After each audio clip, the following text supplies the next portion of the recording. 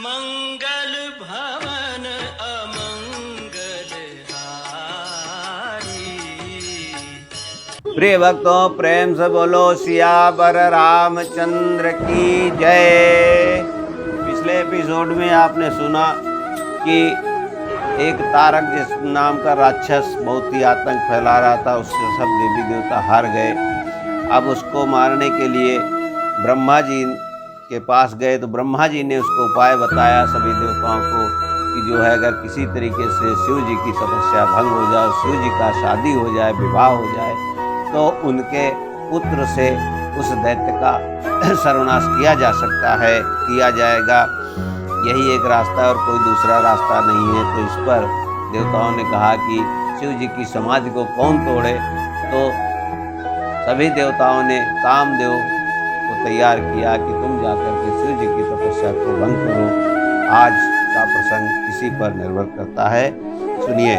ओ भय घरे यस कौतुक भय वो जो लगे काम सांबो पह गया वो सिवाहि बिलो के ससांक्यो मारो भयो तथा स्थिति सब संसारो। जो घड़ी तक 2 घड़ी तक ऐसा तमाशा होता रहा जब तक कामदेव शिव जी के पास पहुंच गए। शिव जी को देखकर कामदेव डर गया। तब सारा संसार फिर जैसा का तैसा स्थिर हो गया।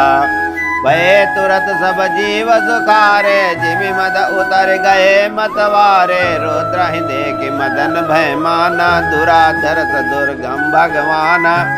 तुरंत ही सब जीव वैसे ही सुखी हो गए जैसे मत वाले नशा पिए हुए लोग मद उतर जाने पर सुखी होते हैं। दुराधर जिसको पराजित करना अत्यंत ही कठिन है और दुर्गम जिसका पार करना बहुत कठिन है। भगवान संपूर्ण ऐश्वर्य धर्म यश श्री ज्ञान और वैराग्य रूप 6 ईश्वरीय गुणों से युक्त रुद्र महाभयंकर शिव जी को देखकर कामदेव जी भयभीत हो गए। फिरत लाज कछु करे नहीं जाए मरण ठानि मन रचव पाए। प्रगट से उतर तुरत रुचिर ऋतु राजा कुसमित नवतर राज राज विराजा। लौट जाने में लज्जा मालूम होती है और करते हुए बनता नहीं। आखिर मन में मरने का निश्चय करके उसने उपाय रचा। तुरंत ही सुंदर ऋतुराज बसंत को प्रकट किया। फूले हुए नए नए वृक्षों की कतारें सुशोभित हो गईं। बन उपवन बापिका तड़ागा परम सुभग समधि से विभागा। जहाँ तहाँ जनु मगत अनुरागा देख मुयो सन मन सिज जागा। वन उपवन बावली तालाब और सब दिशाओं में विभाग परम सुंदर हो गए। जहाँ तहाँ मानो प्रेम उमड़ रहा है जिसे देखकर मरे मनों में भी कामदेव जाग उठा। जागई मनो भव मुयो मन में बन सुगमतान पर कही शीतल सुगंध सुमंद मारुत मदन अनल सखा सही।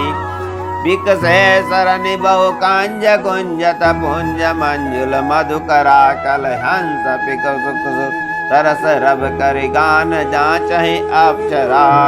मरे हुए मन में भी कामदेव जागने लगे। वन की सुंदरता कहीं नहीं जा सकती। काम रूपी अग्नि का सच्चा मित्र शीतल मंद सुगंधित पवन चलने लगी। सरोवरों में अनेकों कमल खिल गए। इस पर सुंदर भंवरों के समूह गुंजार करने लगे। राजहंस कोयल और तोते रसीली बोली बोलने लगे और अप्सराएं गा गा कर नाचने लगी।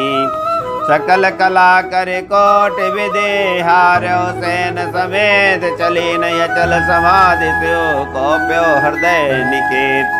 कामदेव अपनी सेना समेत करोड़ों प्रकार की सब कलाएं करके हार गया पर शिव जी की अचल समाधि ना टिके। तब कामदेव क्रोधित हो उठा। देखी रसाल बेटब बरसा का तही पर चढ़ मदन मन माँ का सुमन चाप निज सरसांदाने अतिरसिता की श्रवण लगी ताने। तब आम के वृक्ष की एक सुंदर डाली देखकर मन में क्रोध से भरा हुआ कामदेव उस पर चढ़ गया। उसने पुष्प धनुष पर अपने 5 बाण चढ़ाए और अत्यंत क्रोध से लक्ष्य की ओर ताककर उन्हें कान तक तान लिया। ठाणे बिसम बिस कबुर लागे छोटे संभाते शंभु तब जागे। भयो ये समन चौब बिसे के नयन उगारे सकल दिशि देखी। तब कामदेव ने जब बाण चलाया तो शिव जी की समाधि जो है टूट गई। कामदेव ने तीक्ष्ण 5 बाण छोड़े तो शिव जी के हृदय में लगे, तब उनकी समाधि टूट गई और वे जाग गए। ईश्वर के मन में बहुत शिव जी के मन में बहुत क्षोभ हुआ। उन्होंने आंखें खोलकर सब ओर देखा तो सौरभ पल्लव मदन बिलका, भयो कोप कांप्यो त्रैलोका, तब से तीसर नयन उगारा, चितवत काम भयो चरझारा। तब आम के पत्तों में छिपे कामदेव को देखा तो उन्हें बड़ा क्रोध हुआ। जिन्होंने तीनों लोग कांप उठे। तब शिव जी ने तीसरा नेत्र खोला, उनके देखते ही कामदेव जलकर भस्म हो गया। हाहाकार भयो जग माही, डर पे सुर भय असुर सुखाही, समझ काम सुख सोचहि भोगी, भय अकंटक साधक जोगी। जगत में बड़ा हाहाकार मच गया, देवता डर गए, दैत्य सुखी हुए और भोगी लोग काम सुख को याद करके चिंता करने लगे और साधक योगी निष्कंटक हो गए। जोगी अकंटक भय पति गति सुनत रति मूर्छित भय, रोधित बदति बहुभांति करुणा करति शंकर पहि गई। अति प्रेम कर बिनते विविध विधि जोरि कर सन्मुख रही, आशुतोष कृपाल शिव अबला निरखि बोले सही। योगी निष्कंटक हो गए। कामदेव की स्त्री रति अपने पति की दशा सुनते ही मूर्छित हो गई। रोती चिल्लाती और भांत भांत की करुणा करती हुए शिव जी के पास आ गई। अत्यंत प्रेम के साथ अनेकों प्रकार से विनती करके हाथ जोड़कर सामने खड़ी हो गई। शीघ्र प्रसन्न होने वाले कृपालु शिव जी अबला स्त्री को देखकर सुंदर वचन बोले। अब ते रति तब नाथ करे हुई है नाम अनंग, बिन बप व्यापै सबहि पुनि सुन निज मिलन प्रसंग। हे रति, अब से तेरे स्वामी का नाम अनंग होगा, वो बिना ही शरीर के सबको व्यापेगा। अब तू अपने पति से मिलने की बात सुन। जब जदुवंश कृष्ण अवतारा होई है हरनि महामहिवारा, कृष्ण तनय होई है पति तोरा, बचनु अन्यथा होई न मोरा। तब पृथ्वी के बड़े भारी भार को उतारने के लिए जदुवंश में श्री कृष्ण का अवतार होगा। तब तेरा पति उनके पुत्र प्रद्युम्न के रूप में उत्पन्न होगा। मेरा ये वचन अन्यथा नहीं होगा। रति गमनी सुनि शंकर बानी, कथाया पर सब कहो भवानी। देवन समाचार सब पाए, ब्रह्मादिक बैकुंठ सिधाए। शिव जी के वचन सुनकर रति चली गई। अब दूसरी कथा बखान के विस्तार कहता हूँ। ब्रह्मादि देवताओं ने ये सब समाचार सुने तो बैकुंठ को चले। सब सुर वैष्णव बिरांच समेता गए, जहाँ शिव कृपा निकेता। पृथक पृथक तिन कीन प्रशंसा, भये प्रसन्न चंद्र अवतंसा। फिर वहीं से विष्णु और ब्रह्मा सहित सब देवता वहां गए जहाँ कृपालु के धाम शिव जी थे। उन सब ने शिव जी के अलग अलग स्तुति की। तब शशि भूषण शिव जी प्रसन्न हो गए। बोले कृपा सिंधु ब्रग के तो कहो अमर आए, के तो का विदित तुम प्रभु संत, कहा विदित तुम प्रभु अंतर्यामी। तत विभगति बस बिन महु स्वामी। कृपा के समुद्र शिव जी बोले, हे देवताओं, कहिए आप किस लिए आए हैं। ब्रह्मा जी ने कहा, हे प्रभु, आप अंतर्यामी हैं तथापि हे स्वामी, भक्ति बस मैं आपसे विनती करता हूँ। सकल सुरन के हृदय शंकर परम उछाओ, निज नयन देखा चहे नाथ तुम्हार विभाव। हे शंकर, जब सब देवता मन में ऐसा परम उत्साह है कि हे नाथ, वे अपनी आंखों से आपका विवाह देखना चाहते हैं। यह उत्सव देखिए बरे लोचन, सोए कज करहु मदन मद मोचन। काम जारे रति कहु बर दीना, कृपा सिंधु अति यह यति बल कीना। हे कामदेव के मद को चूर करने वाले, आप ऐसा कुछ कीजिए जिससे सब लोग इस उत्सव को नेत्र भर कर देखें। हे कृपा के सागर, कामदेव को भस्म करके आपने रति को जो वरदान दिया तो बहुत ही अच्छा किया। साहसत करे पुनि करहि पसावो, नाथ प्रभुन कर सहज स्वभाव, पार्वती तप की नया पारा, करहु तासु अंगीकारा।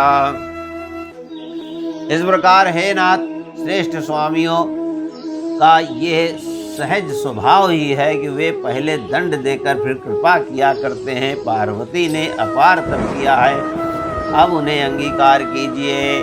सुन विधि विनय समझ प्रभु बानी, ऐसे हो कहा सुख मानी, तब देवन दोंदो बे बजाए, बरस सुमन जय जय सुर साई।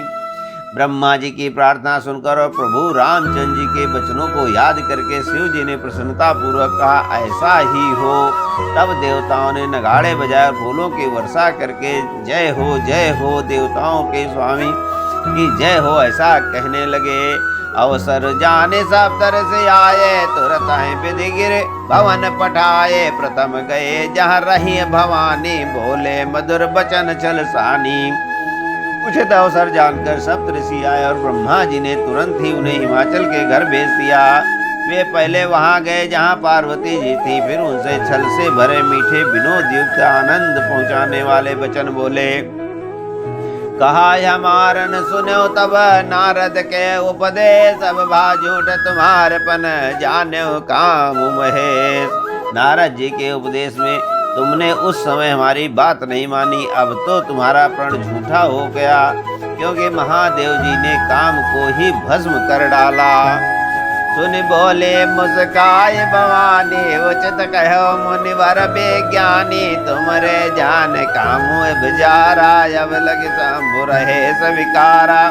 क्या सुनकर पार्वती जी मुस्कुराकर बोली, हे विज्ञानी मुनिवरों, आपने उचित ही कहा है कि आपकी समझ में शिव जी ने कामदेव को अब जलाया है। अब तक तो वे विकार युक्त कामी ही रहे हैं। हमरे जाने सदा शिव जोगी, अजयन वाद्य अकाम भोगी, जो मैं शिव से यस जानी, प्रीति समेत कर्म मन वानी।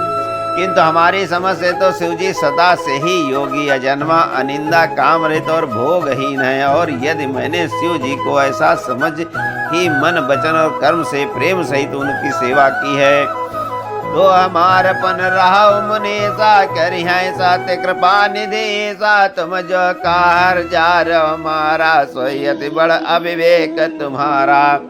तो हे मुनीश्वरों सुनिए, वे कृपा निधान भगवान तेरी प्रतिज्ञा को सत्य करेंगे। आपने जो यह कहा कि शिव जी ने कामदेव को भस्म कर दिया है, यही आपका भारी अविवेक है। तात अनल कर सहज स्वभावो, हिमत ही निकट जाय नहीं कावो, गए समीप सोय अवश्य न साये, असि मन मंत महेश की नाई। हे तात, अग्नि का तो ये सहज स्वभाव ही है कि पाला उसके समीप कभी नहीं आता और जाने पर वो अवश्य नष्ट हो जाता है। महादेव जी और कामदेव जी के संबंध में भी यही न्याय समझना चाहिए।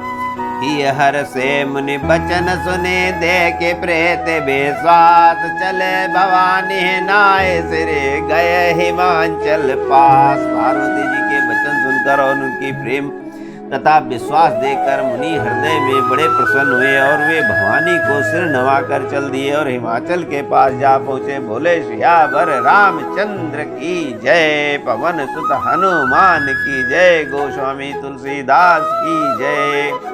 आज की कथा यहीं पर समाप्त होती है। अगली कथा आपको अगले एपिसोड में सुनने को मिलेगी। धन्यवाद।